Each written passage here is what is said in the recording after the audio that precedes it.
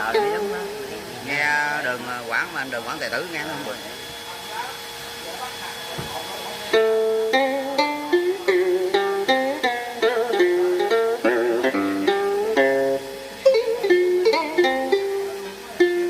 Chưa game. Không quay luôn cơ mà. Quay kỷ niệm hơn. Về là con bia hết. Những ngày những đêm.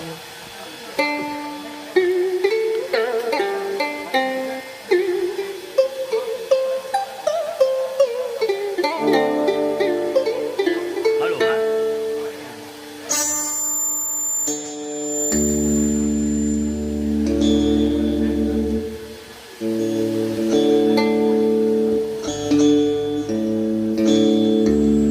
Đi với cô ba là có clip là dựng tới dựng tới sáng chưa hết clip nữa. Quyền đâu? Tao thôi chứ. Đâu có được quyền đâu có được. Hả? Đâu có được quyền đâu. Quyền quá. Quyền đâu có được. Bù.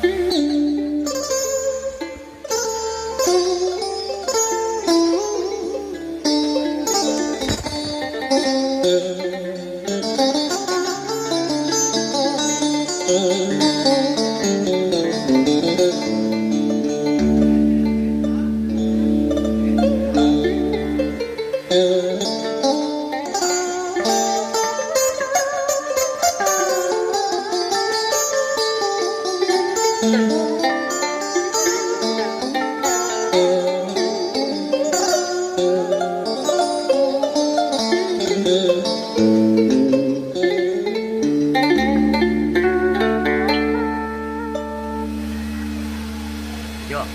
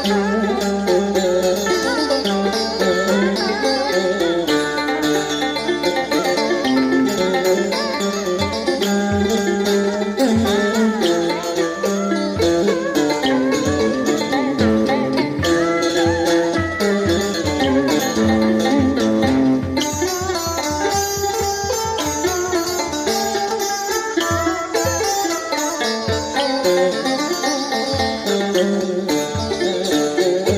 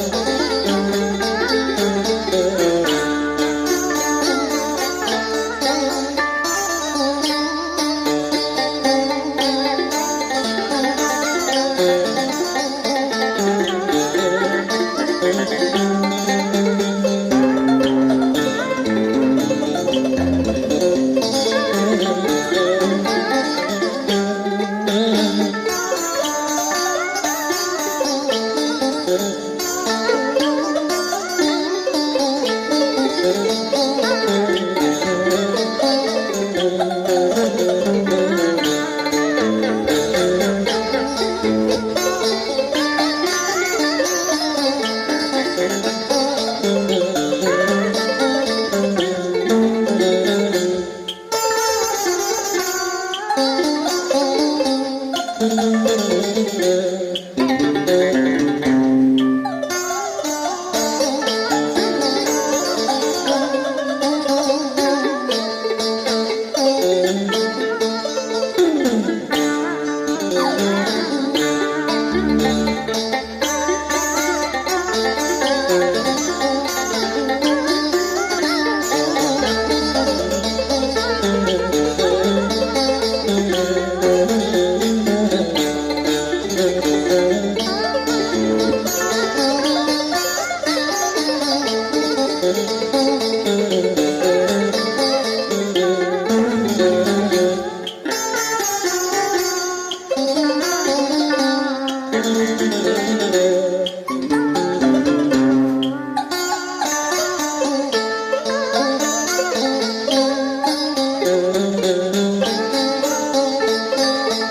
lỡ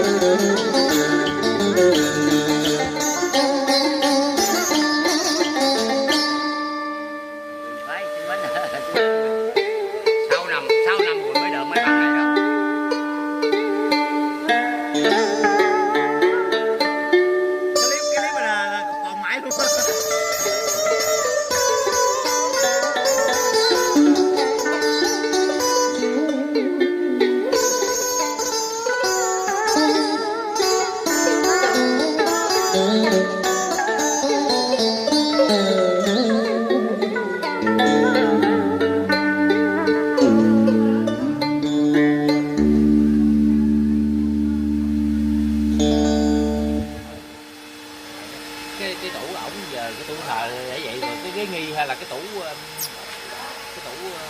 ly đó để được hay là mua cái tủ mà nè thầy hỏi nè, người ta là lớn tuổi là người ta để chỗ đằng trước nhìn ra chứ ai đâu mà để mé tường nhìn qua được. không để mình không được. Ừ, trừ ra là con, cái đó trừ ra là con á là mới để bên hông. biết rồi mà cái tủ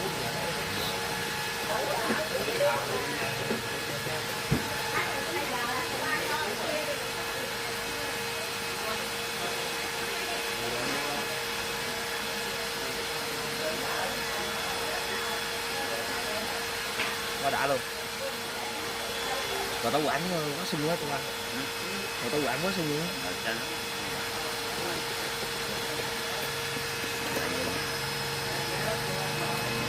Một clip giống rồi. Có 6 đó nha.